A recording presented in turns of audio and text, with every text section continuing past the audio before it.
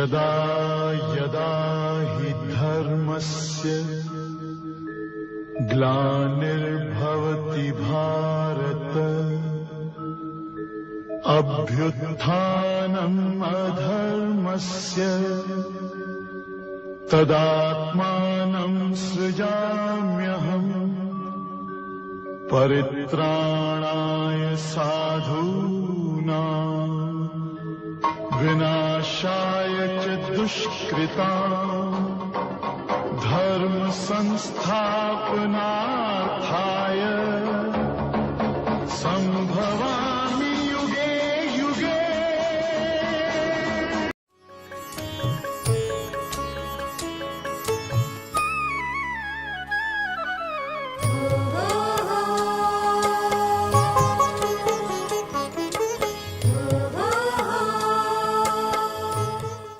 ओम शांति।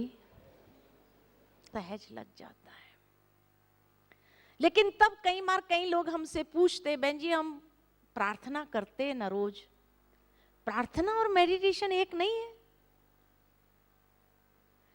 प्रार्थना और मेडिटेशन में अंतर क्या है कि प्रार्थना माना मंदिर गए, हमें जो बोलना है बोल दिया, सिर झुकाया निकल आए।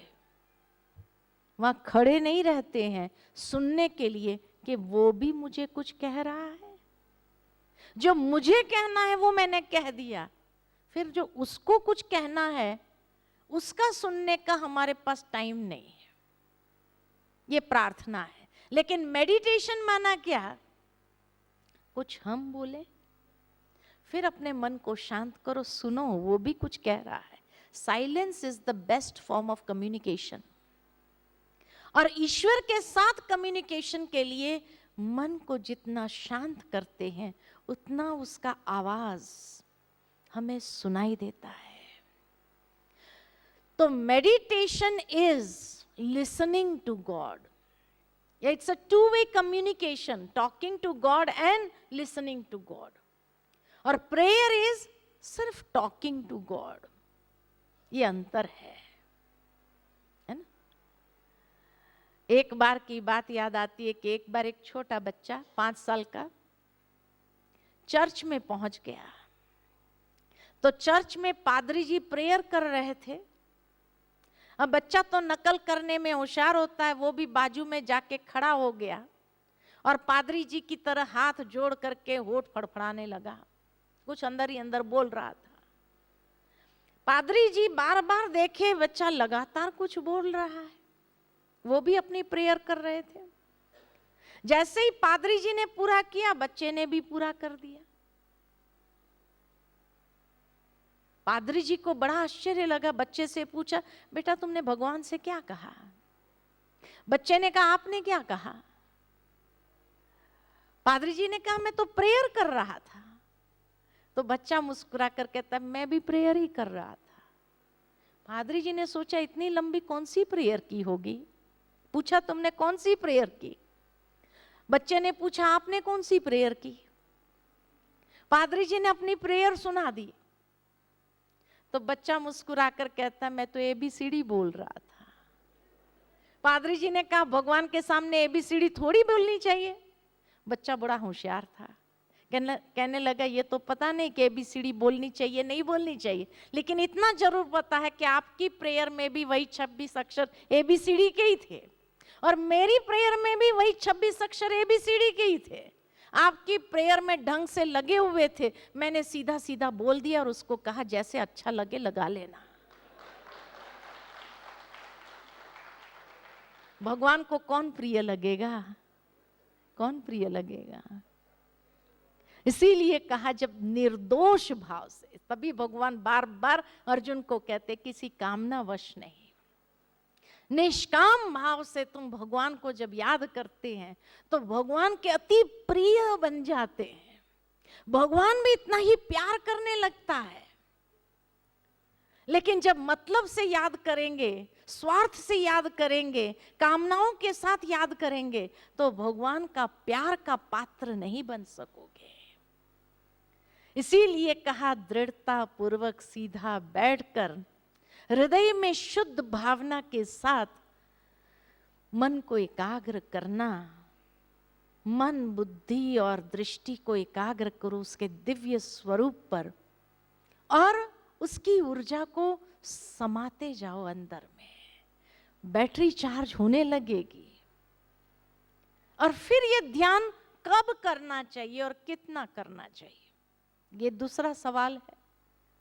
तो भगवान कहते हैं कि ध्यान कितना करना चाहिए और कब करना चाहिए, तो यह योग उचित आहार विहार, क्योंकि मन के अंदर डिस्टरबेंस ज्यादा क्रिएट करती है भोजन। भोजन का बहुत बड़ा रोल है, प्रभाव है, इसलिए कहा जाता जैसा अन्न वैसा मन। तो योगी जिसको बनना है, मन की एकाग्रता जिसको विकसित करना है, तो उसके लिए सात्विक खुराक जितना वो लेता है, तो सात्विक खुराक से उसका मन सात्विक प्रकृति वाला बनने लगता है। और जितनी सात्विक प्रकृति का होगा तो एकाग्र करना आसान होगा। जितनी तामसिक प्रकृति वाला होगा तो मन की एकाग्रता नहीं होगी। इसलिए भगवान कहते हैं उचित आहार विहार, कर्मों में उपयुक्त चेष्टा और संतुलित शयन जागरण करने वाले का ही ये योग पूर्ण होता है।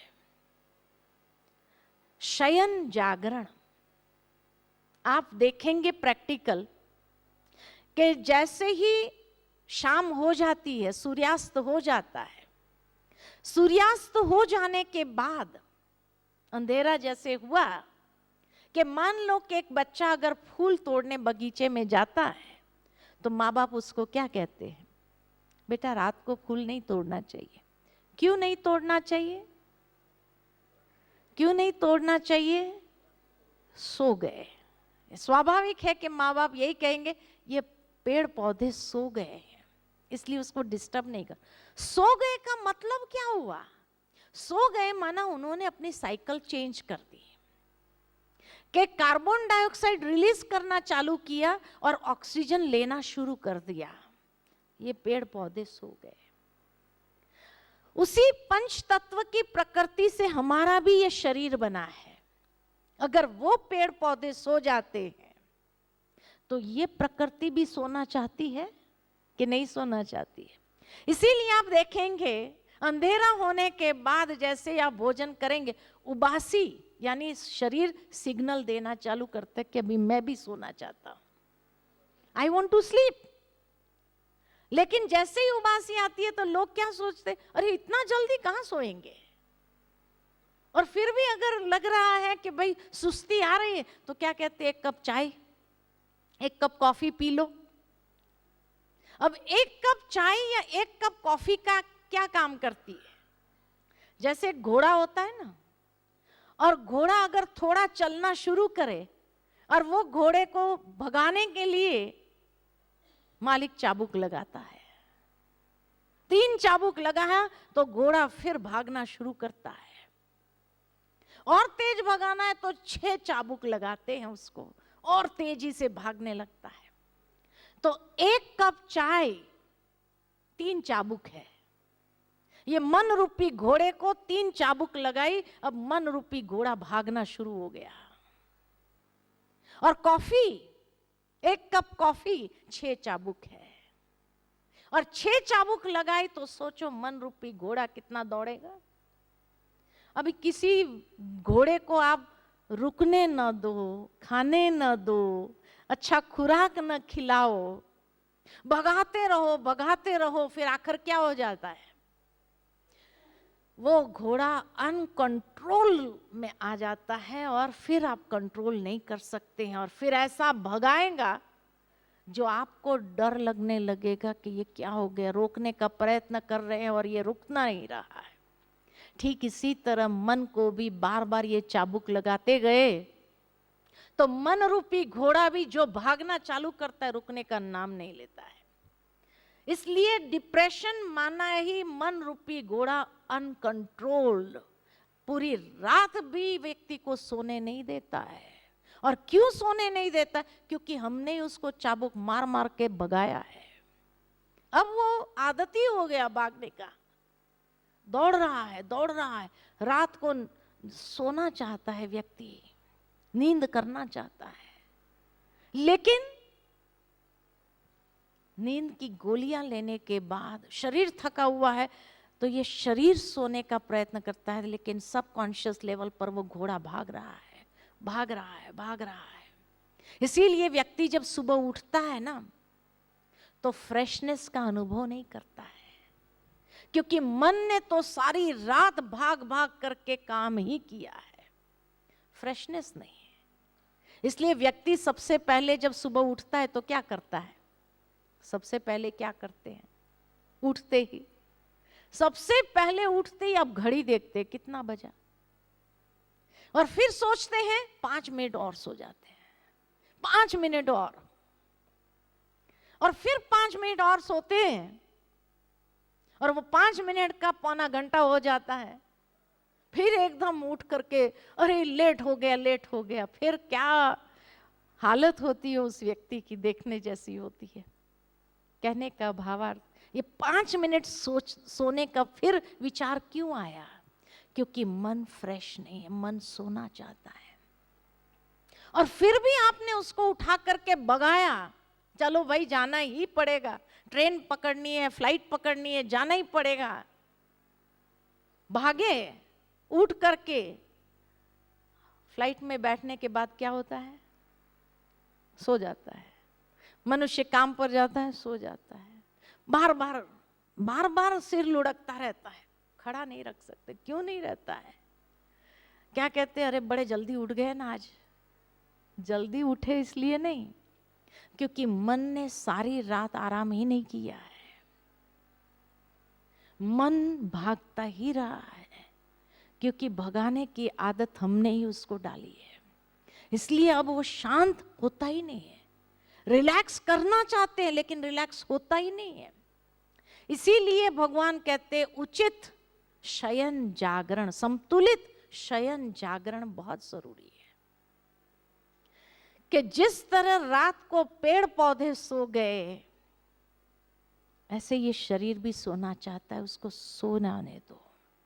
क्योंकि उस समय जब वो सोता है तो हमारी जो स्लीप साइकिल है, ये भी साइंस है कि स्लीप साइकिल जो है वो डेल्टा लेवल तक जाती है, और जब डेल्टा लेवल तक जाती है तो एकदम फ्रेशनेस आ जाती है, बैटरी फुल चार्ज हो जाती है।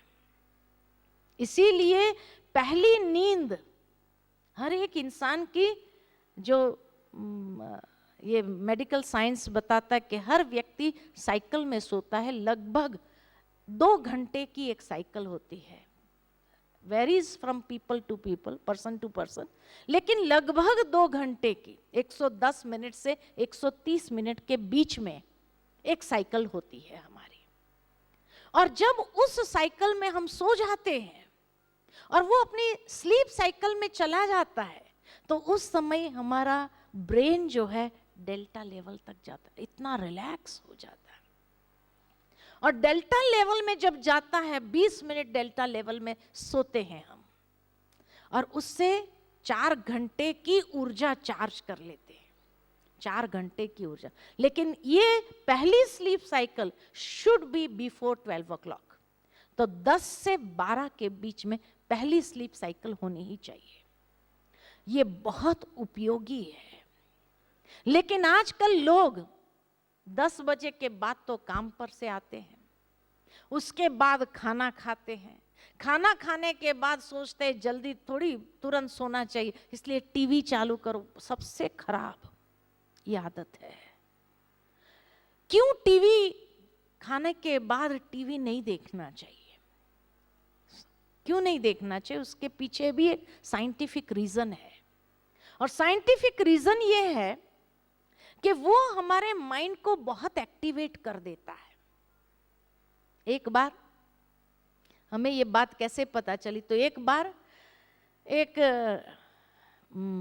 ये टीवी प्रोग्राम वाले लोग आए थे हमारे पास में, बहुत सालों पहले की बात है।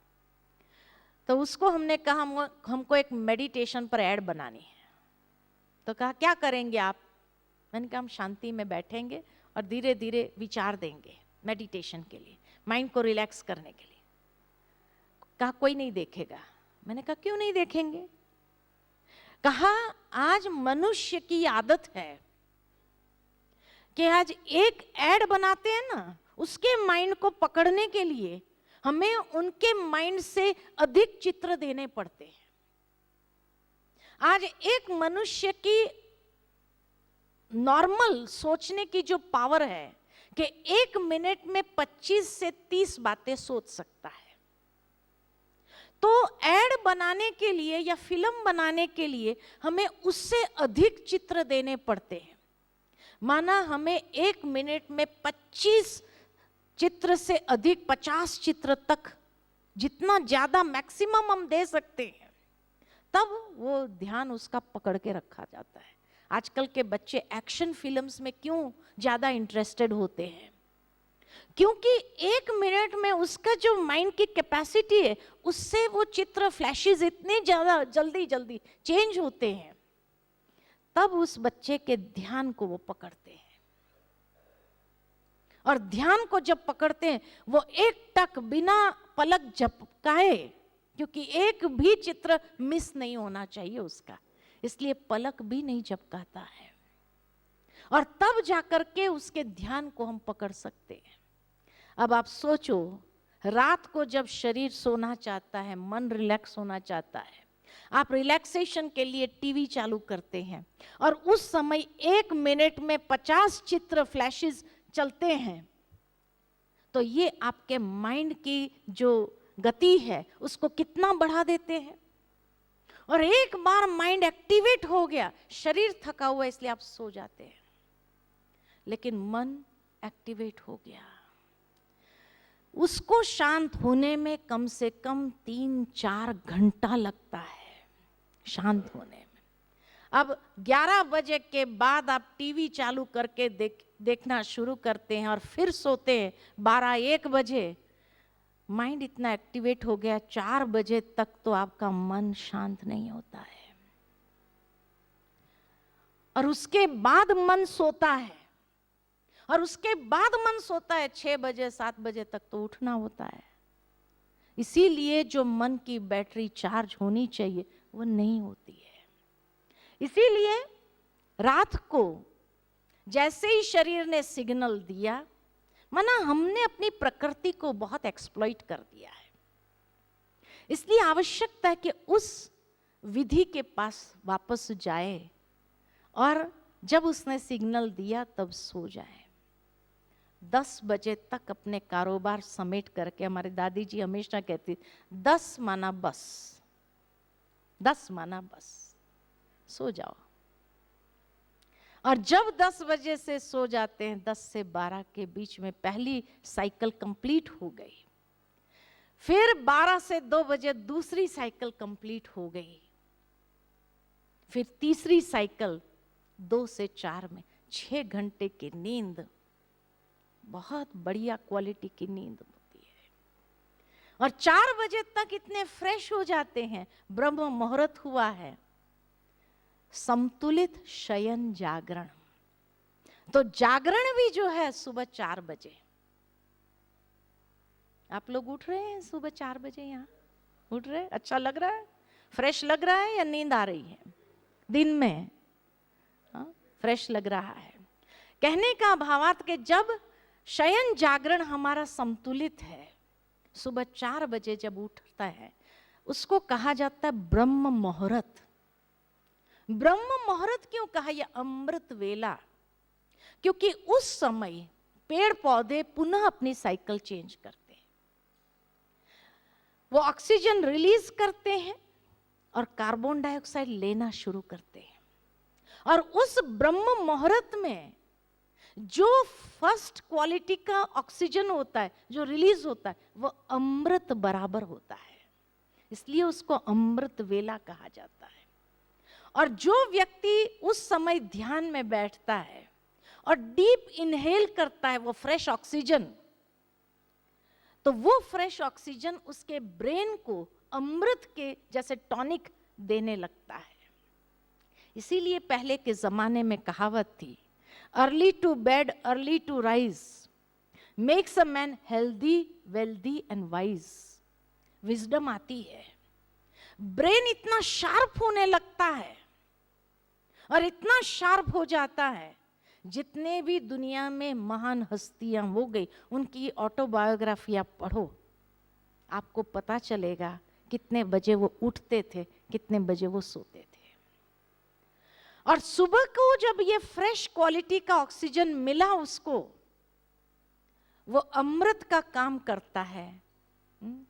जल्दी सोना, जल्दी उठना वो व्यक्ति को कितना, और ये प्रयोग करके देखो। इसीलिए मैं कहा कि आज जब कई लोग मुझे कहते बहन जी इतना ज्ञान कहां से आया, कहां से आया?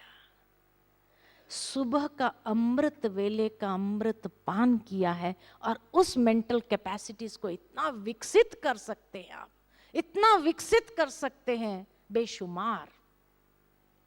प्रयोग करके देखो। उम्र कोई मायने नहीं रखती है, कोई भी उम्र में आप इसका प्रयोग करके देखिए, आप अपनी मेंटल कैपेसिटीज को इतना विकसित कर सकेंगे कि कोई भी आपको अपनी फील्ड में हरा नहीं पाएगा, हरा नहीं सकेगा। इतनी बेशुमार कैपेसिटीज को आप विकसित कर लेंगे, लेकिन उसके लिए आपको स्लीप साइकिल को चेंज करना पड़ेगा। जल्दी सोना पड़ेगा 10 बजे तक, और 4 बजे उठ करके आप अध्ययन करो। शुरू में मेडिटेशन करो, डीप इनहेलिंग करो वो फ्रेश ऑक्सीजन को, और डीप इनहेलिंग के साथ जो उसको ये अमृत का क्वालिटी का जो टॉनिक मिला, उसके बाद उसकी क्षमता को आप डाउट नहीं कर सकते हैं। ये मैंने अपने जीवन में प्रयोग करके, अनुभव करके देखा है, इसीलिए मैं आपको कह रही हूं। और उस क्वालिटी का अमृत जो होता है, ये आपके भाग्य को भी परिवर्तन करती है। कई बार आपने सुनी होगी ये कहावत कि भगवान जो भाग्य बांटने निकलता है ना, मनुष्य को भाग्य बांटता है। कब बांटता है पता है? भगवान भाग्य बांटने का काम कब करता है? अर्ली मॉर्निंग में। ये ब्रह्म मुहूर्त में ही भगवान भी भाग्य बांटने का काम करता है। इसीलिए आप देखेंगे 3 बजे तक तो आपको नींद नहीं आएगी। अगर मन परेशान होगा तो नींद नहीं आएगी। 3 बजे के बाद इतनी अच्छी झपकी लगती है, 5 बजे 2 घंटे की नींद के फ्रेश कर देती है आपको। अनुभव किया है ये भी कि 3 बजे के बाद जो झपकी लगती है 5 बजे तक इतनी बढ़िया नींद आती है, जो फ्रेश हो जाते हैं। सारी रात भले नहीं सोए, लेकिन 2 घंटा अगर ये 3 से 5 सो लिया तो फ्रेशनेस का भी अनुभव करा देती है, क्योंकि उसी समय भगवान का भाग्य बांटने का समय है। और माया नहीं चाहते कि आप भगवान से भाग्य प्राप्त करो, इसलिए वो कहता अब सो जा बेटा, सो जा। तभी कहा जाता है जिन सोया तिन खोया, जिन जागा तिन पाया। तभी तो भाग्य की जब बात करते हैं लोग तो क्या कहते हैं? भगवान जब भाग्य बांटने निकला था तब तुम सोया हुआ था क्या? क्योंकि उसी वक्त नींद भी इतनी अच्छी आती है। अब नींद चाहिए या भाग्य चाहिए, चॉइस इज योर्स। क्या लेना चाहते हैं? अज्ञान होने के कारण हम नींद को पसंद करते हैं, लेकिन जो योगी होता है, जिन्हें ये सीक्रेट पता होती है कि यही समय भाग्य को पलटाने का समय है, पलटा के देखो। अमृत वेले उठ करके अपने भाग्य को अगर 2 दिन नहीं उठे हैं तो कल सुबह जरूर उठ के देखना, नहीं तो बाद में अफसोस होगा वहां तक जाके आए और उसके बावजूद भी खाली हाथ आए। ये अफसोस न करना पड़े, क्योंकि उसी समय भाग्य बांटने का समय होता है। भगवान उस समय भाग्य की रेखा खींचने की कलम आपके हाथ में पकड़ा देता है और कहता है जितनी लंबी रेखा खींचना चाहो खींच लो, खींच लो, फिर मत कहना कि तुमने मुझे चांस नहीं दिया था। इतनी फ्रीडम जब दे देता है तो क्या करना चाहिए? लेकिन उस समय कई लोग आकर के बैठते, अब भगवान भाग्य की रेखा खींचने की कलम आपके हाथ में पकड़ाते और बैठे बैठे सो जाते हैं। अब जब बैठे बैठे सो, आप देखेंगे कभी भी आपके हाथ में पेन है और आपको झुटका आ जाए तो लकीर ऊपर जाएगी या नीचे जाएगी? कहाँ जाएगी? नीचे जाएगी। हमेशा ऐसे होते, लकीर ऐसे जाएगी। अब लकीर नीचे गई तो उसके लिए भी दोषी कौन? फिर आप कहेंगे मैं तो अमृत वेला रोज बैठता था, लेकिन फिर भी ये भाग्य की लकीरें नीचे क्यों गई? तो भगवान कहते मेरा दोष नहीं है, मैंने तो कलम तेरे हाथ में पकड़ाई थी, तूने नीचे करता गया तो मैं क्या करूं? इसलिए उस समय एकदम फ्रेश होकर के बैठो, और जब फ्रेश होकर के बैठेंगे तो आप देखेंगे कि जितनी रेखा को ऊंची खींचना चाहो खींच सकते हैं।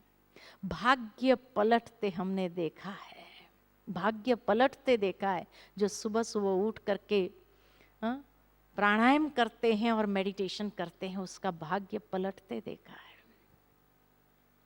अनुभव करके देख लीजिए कितनी आप अपनी ब्रेन की कैपेसिटीज को विकसित कर सकते हैं, और उसी के माध्यम से आप अपना भाग्य पलट सकते हैं। हमने अपने भाग्य को पलटते देखा है, पलटते देखा है।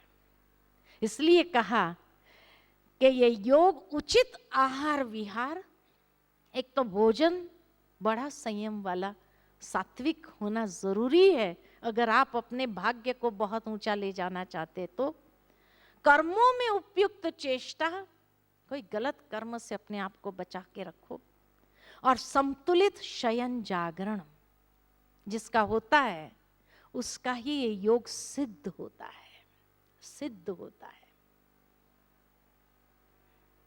कितना समय योग करना चाहिए? ब्रेन की कैपेसिटी है फोकस करने की 45 मिनट्स, इसलिए स्कूल में पीरियड भी 45 मिनट्स का होता है। यहाँ थोड़ा लंबा है, गीता के सेशन थोड़ा, लेकिन फिर भी मैं देख रही हूँ कि आप लोग सब फ्रेश है। माना इतनी आपने ब्रेन की कैपेसिटी को विकसित कर लिया, हाँ? तो इसीलिए कहा ना, खुराक अच्छा मिल रहा है तो मन आनंद का अनुभव कर रहा है, तो भाई खाए जा रहे है ना, लेकिन उसको हजम भी करते जाना, चिंतन के द्वारा उसको हजम भी करना, कहीं ये बदहजमी ना क्रिएट कर दे आपके अंदर, है कि नहीं? तो इसीलिए मेडिटेशन द्वारा उसको क्या करो, हजम करना। तो 45 मिनट्स, इसीलिए 4 बजे से यहाँ मेडिटेशन शुरू होता है 4:45 तक, सुबह पौना घंटा और शाम को पौना घंटा, ये 2 टाइम जो व्यक्ति, क्योंकि नमः शाम के समय भी वही अमृत वाला समय होता है, इसीलिए नमः शाम के समय 6:30 से 7:30 बजे या सुबह का समय, ये 2 समय मेडिटेशन के लिए अति उत्तम माना गया है। और उस समय जो एकाग्रता होती है वो समय को वरदान है एकाग्रता के लिए। अमृत वेले आपको मेहनत नहीं करनी पड़ती है, वो समय को वरदान है, और इसीलिए जब समय को वरदान है तो समय सहज मन को एकाग्रता की ओर ही ले जाता है, शांत हो जाता है, रिलैक्स हो जाता है, फोकस्ड हो जाता है, और जिस सब्जेक्ट पर भी आप सोचना चाहो, मन को लगाना चाहो, लगा सकेंगे। तो इसीलिए ये है मेडिटेशन में बैठने की विधि। उसके बाद उसका अनुभव क्या होता है, गीता के अंदर कितनी सुंदर बात, एक तो सारी विधि बताई, उसके बाद अनुभव क्या होता है। तो अनुभव होता है कि जैसे वायु रहित स्थान पर रखे दीपक की ज्योति चलायमान नहीं होती है, लौ सीधी ऊपर जाती है, वैसे योग अभ्यास द्वारा जब चित्त वश में हो और योगी अपने आत्म स्वरूप में स्थित हो, तब वो योग युक्त कहलाता है। इतना सुंदर अनुभव, इतनी एकाग्रता कि जैसे लौ सीधी ऊपर जाती है, ऐसी फीलिंग, ऐसी अनुभूति होने लगती है। दोबारा फिर योग के विषय को लेकर भगवान कहते हैं कि प्राप्ति क्या है इस योग के द्वारा। तो कहा इस योग अभ्यास द्वारा योगी भौतिक एवं मानसिक क्रियाओं से उपराम हो जाता। न हमें कोई फिजिकल एक्सरसाइज करने की जरूरत है, न कोई मानसिक क्रिया करने की जरूरत है, उससे उपराम हो जाता है एवं विशुद्ध मन से आत्म स्वरूप में स्थित होकर परमात्मा की याद में अति इंद्रिय सुख और आत्म संतुष्टि का अनुभव करता है। कितनी सुंदर अनुभूति होगी, आप सोचो तो सही। उसके विषय में बहुत आनंद की अनुभूति होगी। इस सत्य स्वरूप में, यह सत्य स्वरूप है आत्मा का, तो इस सत्य स्वरूप में स्थित सर्व प्राप्ति स्वरूप, जो प्राप्ति करना चाहो, सर्व प्राप्ति स्वरूप किसी भी प्रकार के दुख से विचलित नहीं हो सकता। अगर जीवन में परिस्थितियां आई भी विचलित करने के लिए, तो भी आपको विचलित नहीं कर सकेगी। इस योग का दृढ़ निश्चय एवं दृढ़ता से अभ्यास करने से साधक सफल हो जाता है। सिर्फ निश्चयात्मक बुद्धि, दृढ़ता के साथ, जब धैर्यता के साथ, उस थोड़ा पेशेंस जरूरी है। ये नहीं कि आज शुरू किया मना आज ही फल मिलना चालू हो जाए, इतना इम्पेशेंट होने की जरूरत नहीं। लेकिन जब दृढ़ता के साथ इसका अभ्यास करते हैं तो सफल होना ही है। अभ्यास करते रहो। Constant practice makes a man perfect.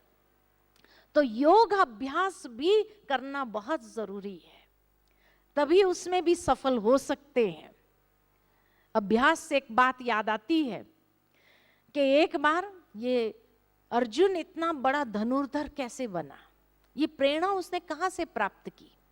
तो कहा एक बार छोटे स्वरूप में जब थे, पांचों पांडव छोटे थे, तो सब सोए हुए थे साथ में लाइन से। तो आधी रात में अर्जुन की आंखें खुली तो देखा उसके बाजू में भीम है ही नहीं। तो उसने जब देखा भीम नहीं है तो सोचा भीम कहाँ चला गया, उठ करके ढूंढने गया। तो ढूंढने गया तो देखा कि भीम रसोई घर में खाना खा रहा है। तो अर्जुन ने पूछा भीम से, भीम तू खाना खा रहा है और इस वक्त? कहाँ बड़ी भूख लगी थी, नींद नहीं आ रही थी, इसलिए खाना खा रहा हूं। तो अर्जुन ने कहा भले खाओ, लेकिन कम से कम बत्ती तो जला देता था। ये अंधेरे में कैसे खा रहा है तुम, और वो भी सीधा मुंह में जाता है, इधर उधर कहीं नहीं जाता है। तो भीम मुस्कुराकर उसको कहते, अर्जुन अभ्यास, मुझे खाने का इतना अभ्यास है जो सीधा मुंह में ही जाएगा, इधर उधर कहीं नहीं जाएगा। और वहीं से अर्जुन ने प्रेरणा ली कि अगर भीम इतना अभ्यास करके सीधा मुंह में जा सकता है, मैं भी अगर अभ्यास करूं तो अंधेरे में तीर चलाऊं और निशाने पर लगे, तब इतना बड़ा धनुर्धर बना। अभ्यास। तो योग के लिए भी अभ्यास बहुत आवश्यक है। तो इसीलिए धैर्यता जरूरी है, और जब धैर्यता के साथ अभ्यास करते हैं तो सफल होना ही है, ये गारंटी है ना। फिर स्वाभाविक कौन सी कठिनाइयों का सामना करना पड़ता है मेडिटेशन में, तो भगवान अर्जुन को कहते हैं मन अपनी चंचलता तथा अस्थिरता के कारण यदि इधर उधर चला भी जाता है तो उसे वहां से पुनः वापस ले आए और अपने वश में करे तथा परमात्मा में फिर लगाए। क्योंकि आदत पड़ी हुई है मन को भागने की, भटकने की, तो चला जाएगा, कोई बात नहीं, डोंट वरी। भगवान कहते हैं फिर उसको ले आओ, फिर लगाओ। इस प्रकार निरंतर योग अभ्यास में रहकर आत्म संयमी योगी समस्त पापों से मुक्त हो जाता है एवं परमात्मा के सानिध्य में अतीन्द्रिय सुख और परम आनंद का अनुभव करता है और सर्व आत्माओं के प्रति आत्म भाव को विकसित करके वसुधैव कुटुंबकम की भावना को जागृत करता है। उसके लिए जैसे सारे संसार की आत्माएं जैसे एक ही परमात्मा की संतान होने के नाते सब भाई भाई है, तो वसुधैव कुटुंबकम की भावना जागृत हो जाती है। तो मन अपनी अस्थिरता और चंचलता के कारण जाएगा जरूर, कितनी प्रैक्टिकल डाउन टू अर्थ भगवान बातें करता है कि जाएगा लेकिन कोई बात नहीं, चिंता मत करना, वापस उसको खींच के ले आओ। कितना डाउन टू अर्थ है ना। गीता इतनी सुंदर बातें कहते हैं। और फिर भगवान से अर्जुन पूछता है कि हे भगवान, ये मन बड़ा चंचल है, हठी है, बलवान है, इसलिए इसको वश में करना मैं वायु की भांति अति दुष्कर मानता हूं। स्वाभाविक है, चंचल है, हठी है, बलवान है, उसको वापस लाना भी बड़ा कठिन होता है। तो भगवान कहते हैं अर्जुन, निसंदेह मन चंचल है। या आई नो, भगवान भी कहता है आई नो मन चंचल है, परंतु अभ्यास और वैराग्य के द्वारा ये वश में हो भी जाता है। ये भी सही है कि ये वश में हो जाता है। मन को वश न करने वाले पुरुष के लिए योग कठिन है, लेकिन स्ववश मन वाले पुरुषार्थी के लिए योग सहज भी है। थोड़ा अभ्यास करना पड़ता है, स्ववश अपना कंट्रोल बढ़ाना पड़ता है, संयम में उसको लाना पड़ता, फिर अपने आप धीरे धीरे सेट हो जाता है ना।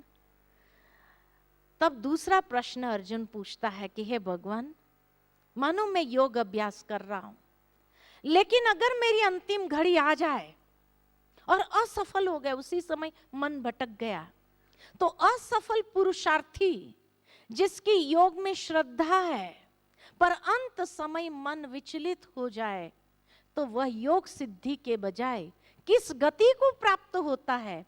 क्या वह छिन्न भिन्न बादल की तरह नष्ट तो नहीं हो जाता है? यह भी हमारे मन के अंदर स्वाभाविक प्रश्न है, जो अर्जुन के मन में भी उत्पन्न हुआ। भगवान इतना सुंदर उत्तर देते हैं, पुरुषार्थी कभी भी दुर्गति को प्राप्त नहीं करता है।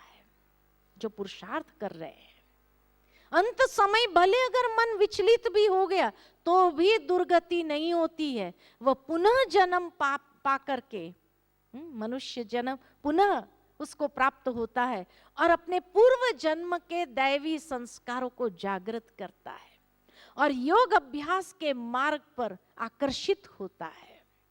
और जो योगी नियम पूर्वक समस्त पापों से शुद्ध होकर सच्चे निष्ठा से प्रगति करता है, वह श्रेष्ठ गति को ही प्राप्त होता है। यानी वो दुर्गति को नहीं प्राप्त होता है। योगी पुरुष तपस्वियों, ज्ञानी तथा सकाम कर्मियों से श्रेष्ठ है। इसलिए हे अर्जुन, तुम योगी बनो। तपस्वी बनने के लिए नहीं कहा, खाली ज्ञानी बनने के लिए नहीं कहा, खाली अच्छे कर्म करने वाले बनने के लिए नहीं कहा, लेकिन कहा तुम योगी बनो और समर्पण के साथ अंतर मन से योग का आचरण करो, योग का अभ्यास करो, योग की प्रैक्टिस करो। तो ये था ध्यान योग का महत्व। ध्यान योग कैसे करना है, कब करना है, उसका साइंटिफिक तरीका, उसका अनुभव, उसकी प्राप्ति। और अगर मन बार बार चला भी जाता है तो कैसे उसको ले आना, कैसे पुनः अभ्यास करना और किस श्रेष्ठ गति को प्राप्त करना ही है, यही योगी का परम लक्ष्य। और इसीलिए भगवान ने हम सब अर्जुनों को योगी बनने की प्रेरणा दी है। समझ में आ रही है ना गीता? गीता समझ में आ रही है? कितनी सुंदर बातें भगवान बताते हैं। अब थोड़ी देर के लिए ध्यान में बैठ करके फिर शाम को हम देखेंगे 7वां अध्याय, ज्ञान विज्ञान योग, साइंटिफिक स्वरूप ज्ञान और विज्ञान के आधार से योग का। तो उसको हम शाम को देखेंगे। लेकिन अब थोड़ी देर के लिए ध्यान करते हैं। सहजता से आप बैठिए। हम आपको कोई आसन लगाने के लिए तो नहीं कहेंगे, लेकिन सीधा बैठिए, पीठ सीधी हो, दृढ़ता पूर्वक। जितना अपने शरीर के ऊपर संयम होगा, और इसीलिए आंखों को बंद नहीं करेंगे। अपने ध्यान को परमात्मा के उस दिव्य स्वरूप पर एकाग्र करेंगे और मन को श्रेष्ठ विचार देंगे। मन को सुंदर विचार देते हुए मन को मित्र बनाए। अपने मन को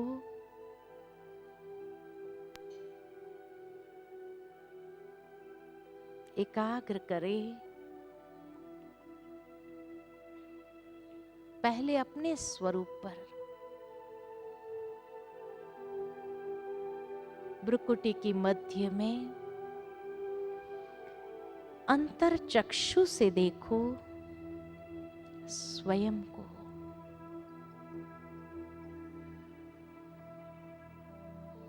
प्रकाश पुंज के रूप में। ये शरीर मेरा मंदिर है। इस मंदिर में विराजमान मैं आत्मा चैतन्य शक्ति हूं।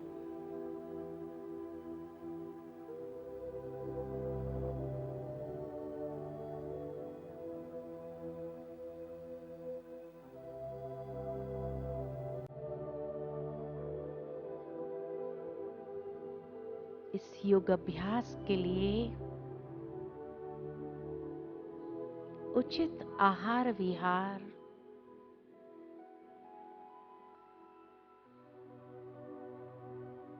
कर्मों में उपयुक्त चेष्टा, संतुलित जीवन,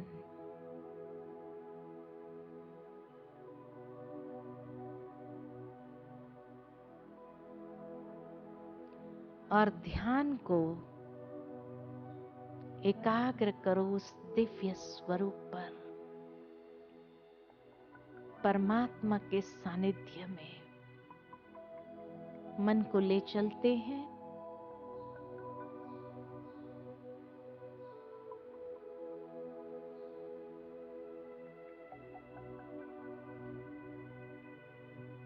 जैसे वायु रहित स्थान में दीपक की लौ सीधी जाती है, वैसे मेरा ध्यान भी उस परमात्मा के दिव्य स्वरूप पर एकाग्र हो जाता है। मेरे पिता परमात्मा अनंत प्रकाशमान दिव्य तेजोमय स्वरूप है।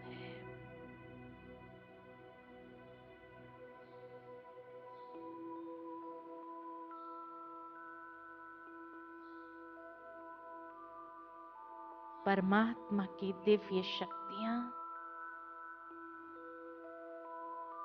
मुझ पर वरदान रूप में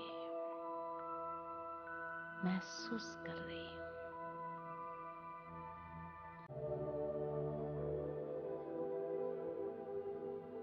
इस योग अभ्यास के लिए उचित आहार विहार,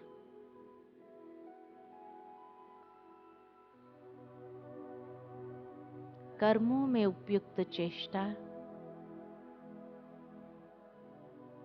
संतुलित जीवन,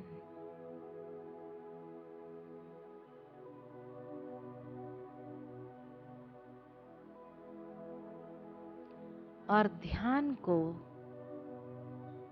एकाग्र करो उस दिव्य स्वरूप पर, परमात्मा के सानिध्य। इस योग अभ्यास के लिए उचित आहार विहार,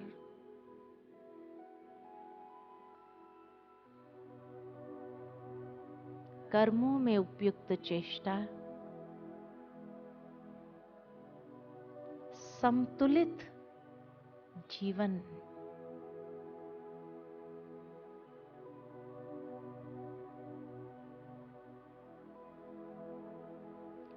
और ध्यान को एकाग्र करो उस दिव्य स्वरूप पर, परमात्मा के सानिध्य में। मन को ले चलते हैं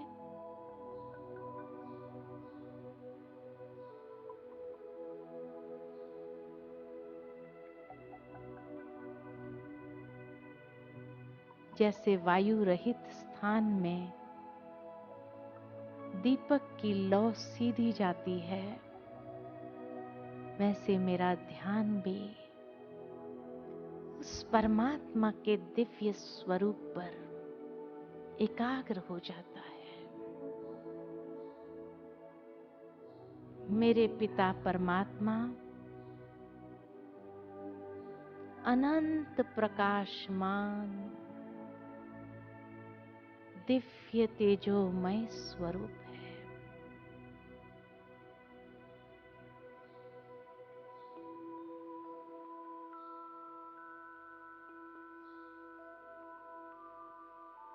परमात्मा की दिव्य शक्तियां मुझ पर वरदान रूप में महसूस कर रही हूं।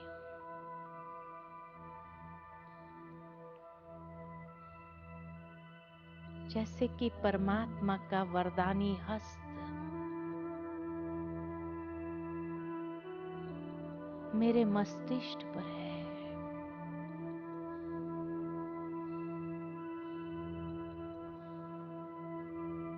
और मैं आत्मा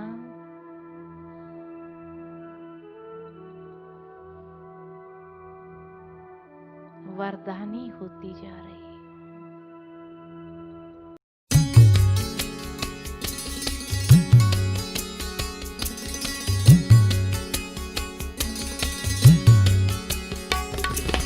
जिसने स्वयं का मन जीता है, उसने जगत को जीता है। जिसने स्वयं का मन जीता है, उसने जगत को जीता है। पुराण का कहता ज्ञान यही, गाती यही तो गीता है। जिसने स्वयं का मन जीता है, उसने जगत को जीता है। जिसने स्वयं का मन जीता है, उसने जगत को जीता है। पुराण का कहता ज्ञान यही, गाती यही तो गीता है। जिसने स्वयं का मन जीता है, उसने जगत को जीता है।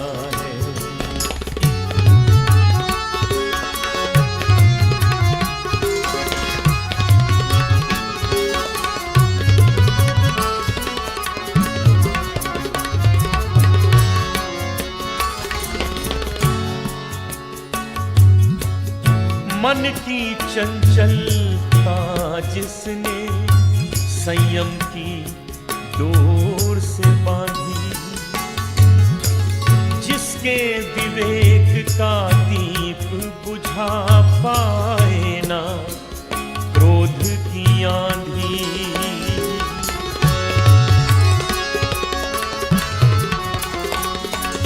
मन की चंचलता जिसने संयम की डोर से बांधी,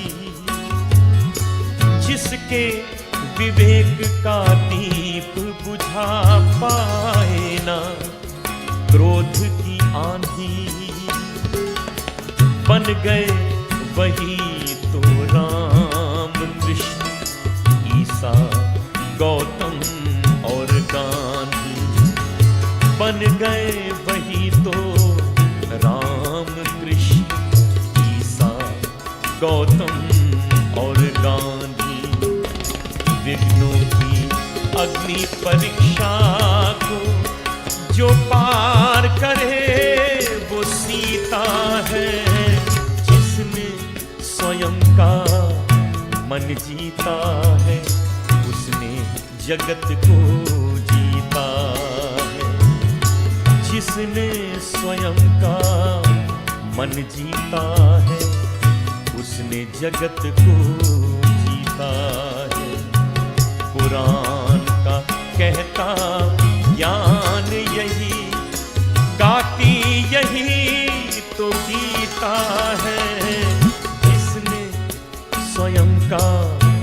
मन जीता है, उसने जगत को जीता है।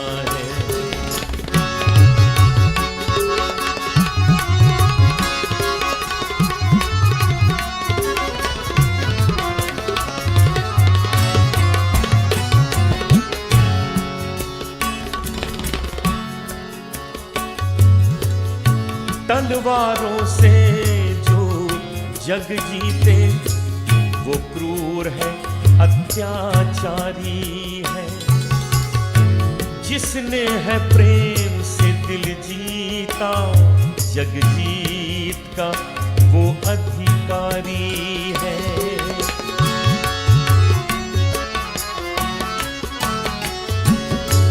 तलवारों से जग जीते वो क्रूर है, अत्याचारी है।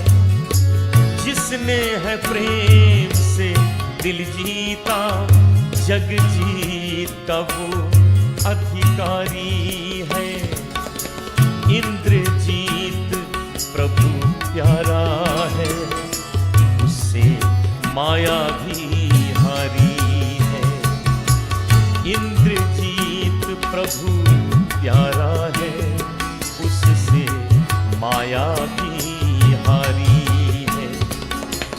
जिस जीवन में है पुण्य नहीं, वो जीवन रीता रीता है। जिसने स्वयं का मन जीता है, उसने जगत को जीता। जिसने स्वयं का मन जीता है, उसने जगत को जीता है। कुरान का कहता ज्ञान यही, गाती यही तो गीता है। जिसने स्वयं का मन जीता है, उसने जगत को जीता है। गाती यही तो गीता है, उसने जगत को जीता है। गाती यही तो